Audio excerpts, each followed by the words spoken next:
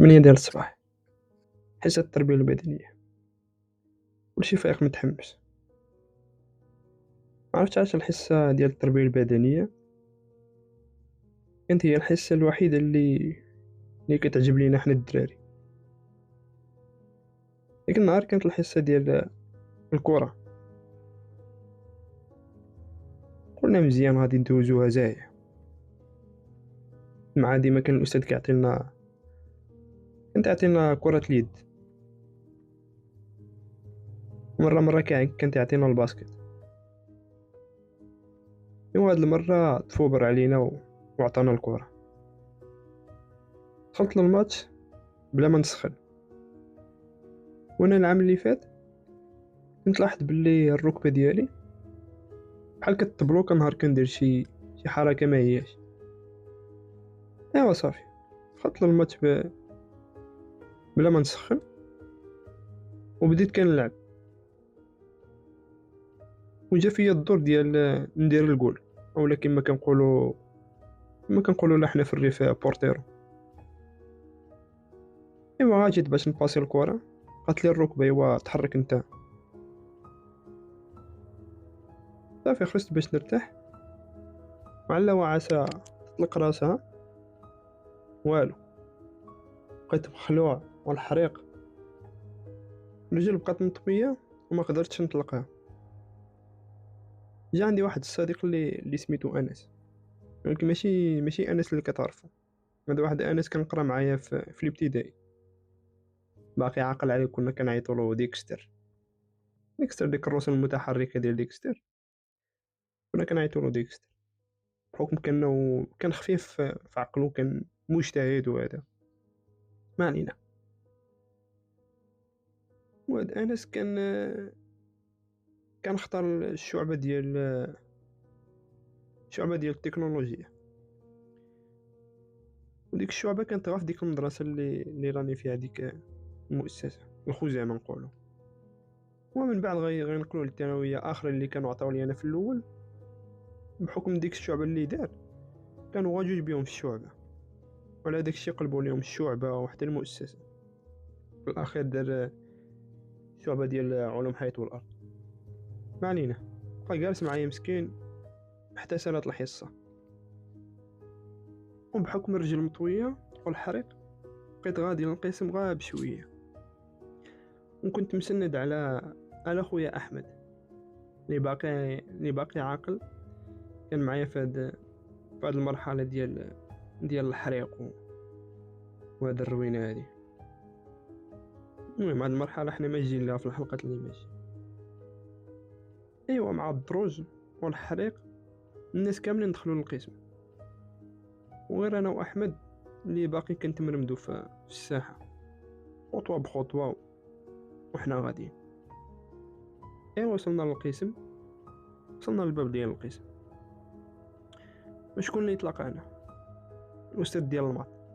المهم بلا ما نقولوا المصطلح باش كنا كنعيطولو، كان كيستنانا في الباب وباقي عاقل على هذا المنظر مزيان مع الباب. غير حنا كنحطوا رجلينا مع الباب وهو يضربنا بواحد جوج تملميقات صحاح ملاح، فهمتي؟ ما رضيتش في ديك اللحظه. صحاب لي راه غير كانت فلا وطلقنا عليه. الحقيقه ما عقلتش عليه واش شعلت معاه ولا دوزتها له. المهم ديك الصباح وصلت للدار، عملت الثلج الركبه وهذا،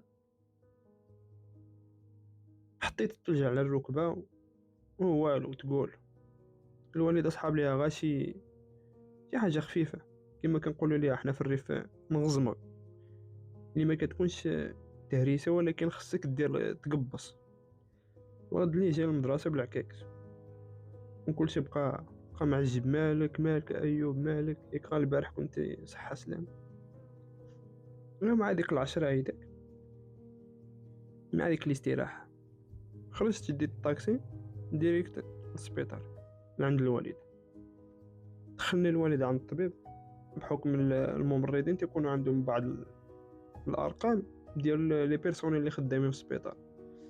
بحال نقولوا حنا الوالد عنده واحد الرقم ديالو في حالة انه جا شي واحد من العائلة ديالو، شي ولدو شي بنتو شي، يدخلهم للطبيب بلا نقولوا حنا بلا رونديو، ولا يكون واقيلا شي 5 د الارقام ولا 6 د الارقام غير اللي خدامين في ديك السيرفيس ديال فين كيدوزو الاطباء. المهم دخلني عند الطبيب، وديك الطبيب الله ياخذ فيه الحق كان واقيلا من كازا ولا من فاس، ما بقيتش عاقل مزيان. المعامله زيرو، ودخلت لعندو كيفاش كيهضروا كيفاش كيتعامل، المهم طوطال صفر. قطع لي السروال باش يعمل لي الكونترول، واخا ما علينا السروال يمشي ويجي.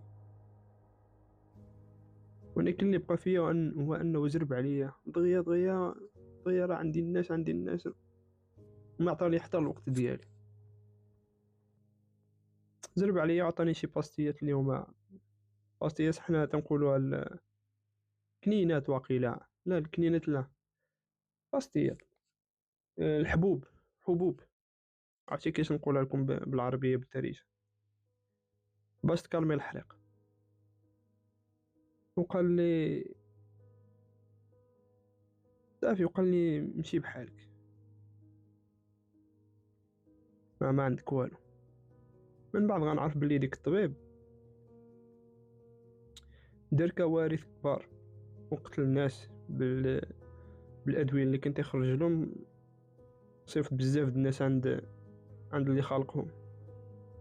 ومن بعد جراو عليه من المنظومه ديال الصحه ورجع خدام في بريفي واقيلا في كازا. المهم الروينه. الوالد مسكين باقي عاقل عليه، ما بقاش مهني، لحقاش ديك الحاله اللي راني فيها ما كانتش عاديه. ديك العشيه نيت عيط لواحد البروفيسور كان خدام مع الوالد، وكان كل جمعه سبت الحد كيجي يزور العائله ديالو، ونفس الوقت كيدوز الكونسلطاسيون والكونترول المرضى ديالو في الكلينيك اللي كيجي كيخدم فيه. وبحكم هو من الريف كيجي حاجه وزياره، كيطلع على العائله وكيجي كيعمل فابور في المرضى ديالو، لحقاش كان تبارك الله حسن الخلق والمعامله. ايوا صافي دخلنا لعندو للبيرو، عمل لي واحد كونترول خفيف ظريف، طلق رجليك جمع رجليك والو، الركبه وتقول واش باغي تطلق. صافي دق لي واحد الابره في الركبه لعل وعسى طلق راسها. واسحب له ديك الطبيب انه واقيلا يمكن ديك الليكيد، حنا تنقولوا ديك الكريم ولا ديك السائل اللي تيكون ما بين العطومه في الركبه، انه تقاضى لي ما بقاتش عندي ديك الماده. وما داكشي اللي كنسحب له في الاول. صافي من بعد ما دق لي ديك الابره ما قضات فيا والو. من بعد واحد 5 دقائق قال لي عاود جرب والو. قال للوالد الابن خصو يجي عندي الوجده المستشفى الجامعي، راه خصو عمليه على المينيسك الاكستيريور اللي هو الغضروف المفصلي الخارجي. وانا كانت شويه الصدمه. المهم الاخوان نخليوها هنا ونتشوفوا في الحلقه الماجيه. طلعوا.